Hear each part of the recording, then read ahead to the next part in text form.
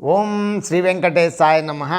मैं professor S Narayan Raju YouTube channel में आप सबका मैं स्वागत करता हूँ। विद्यापति पदावली से संबंधित आज मैं और एक पद की व्याख्या अब करने जा रहा हूँ। इस पद में पूर्ण यौवनवती नायिका अर्थात राधा के नकशिक सौंदर्य का वर्णन है। दूती श्री कृष्ण से अनिंद्या सुंदरी राधा के अद्वितीय सौंदर्य का वर्णन करके उन्हें राधा की ओर आकर्षित कर रही हैं।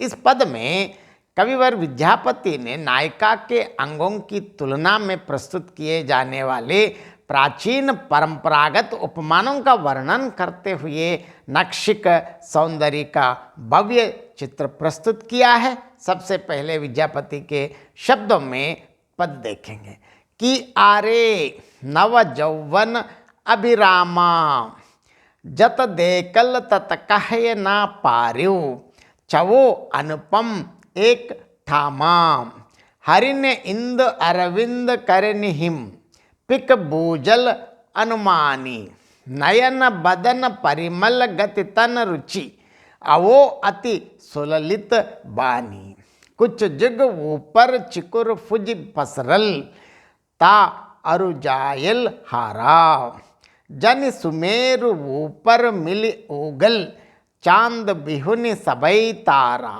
लोल कपोल ललित मुनि कुंडल अधर बिंब अत जाई बाह भ्रमर नासापुट सुंदर से देखी कीर लजाई बनई विद्यापति से बर नागरी आन न पावै कोई कंस दलन नारायण सुंदर तसुरंगिनी पै होई।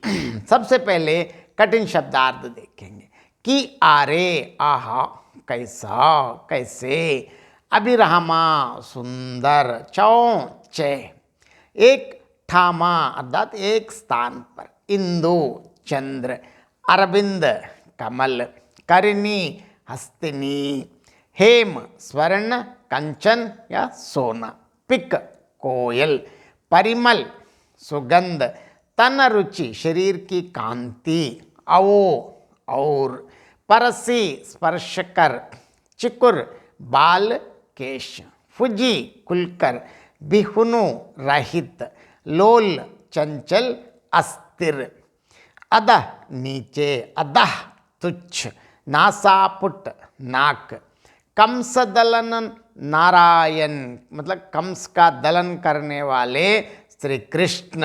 यहाँ मिथिला के राजा का नाम भी नारायण था। तसु उसकी रंगीन स्त्री।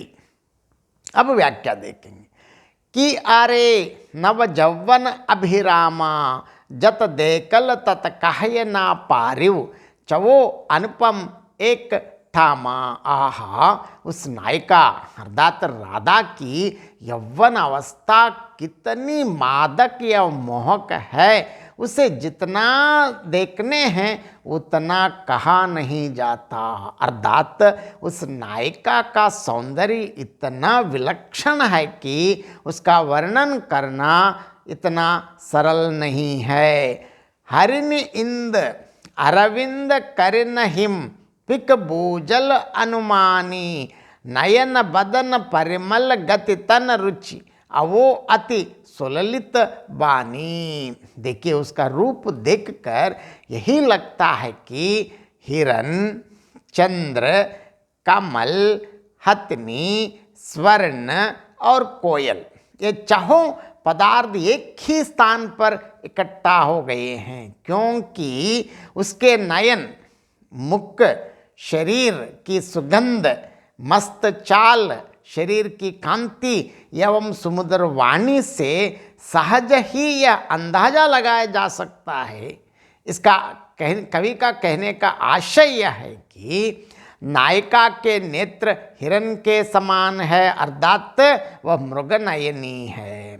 मुख चंद्रमा के समान है अर्थात वह चंद्रमुखी है। शरीर की सुगंध कमल की सुगंध है अर्थात वह कमलगंधी है। उसकी चाल हथनी के समान मस्त है, वह गजगामिनी है। शरीर की कांति स्वर्ण के समान है, अर्थात वह कांचना है। और उसकी मधुर मधुर मंजुल वाणी कोयल के समान है, अर्थात वह कलकंठी है।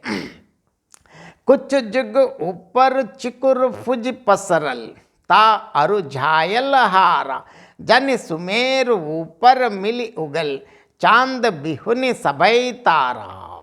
उसके केश दोनों कुचों पर बिखरे हुए हैं, उनमें उसके मोतियों का हार उलझा हुआ है। काले केशों के बीच में उस हार के मोती ऐसे चमक रहे हैं मानो सुमेरु पर्वत के ऊपर बिना चंद्रमा के ही तारे चमक रहे हो। लोल कपोल ललित मुनि कुंडल, अदर बिंब अत जाही, बाह बमर नासा पुट सुंदर, से देख कीर लजाई। उसके लोल मणि कुंडलों की कांति उसके सचिक्षण कपोलों पर प्रतिबिंबित हो रही है।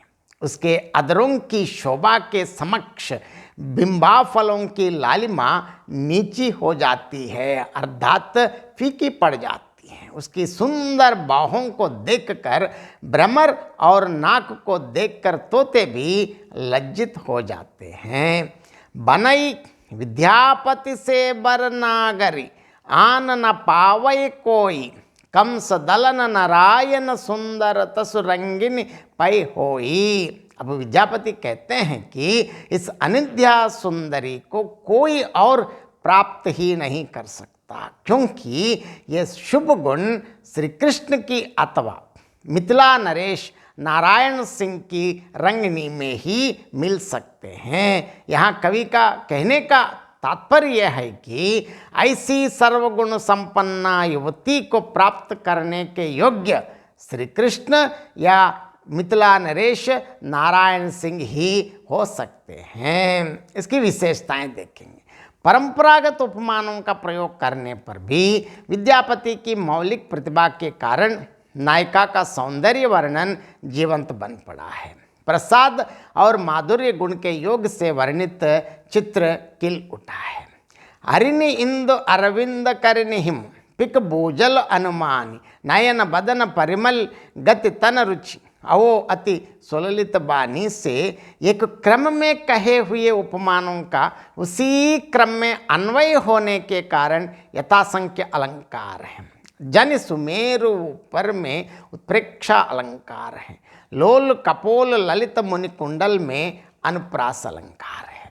और एक बार मैं संक्षेप में अर्थ बताना चाहता हूँ। आहा, नायिका का यह नव यौवन कितना नवीन और आकर्षक है। आंखों से जैसा देखा जाता है उसका उसी रूप में वर्णन नहीं किया जा सकता। दूसरे शब्दों में कहना है तो नायिका का सौंदर्य अवर्णनीय है। नायिका के शरीर के संगठन में चहों अपूर्व पदार्थ एक ही स्थान पर आकर एकत्रित हो गए हैं। कवि लोग हरिण, चंद्रमा, कमल, हस्तिनी, सोना और कोकिल से आंख, मुख, शरीर की सुगंध, गति, शरीर की कांति और मधुर वाणी की उपमा देते आए हैं।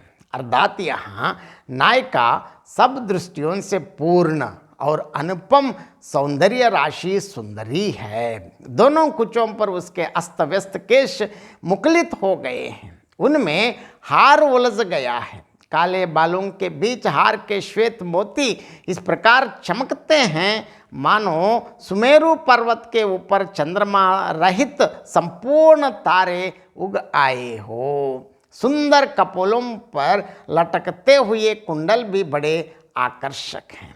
अधरों की लालिमा के समक्ष बिंबाफल भी श्रीविहीन हो जाता है। उसके बाहें भ्रमर के समान श्याम वर्ण है। नायिका इतनी सुंदर और सुडौल है कि उसे देखकर तोता भी लज्जित हो जाता है। यहाँ कविवर विद्यापति जी कहते हैं कि ऐसी अद्वितीय अनुपम सुंदरी नायिका को दूसरा कौन प्राप्त कर सकता है। कंस का वध करने वाले श्री कृष्ण की प्रेमिका ही प्रेमिका में ही ऐसे सौंदर्य का एक स्थान पर होना संभव है। बहुत बहुत धन्यवाद। जय श्री राम।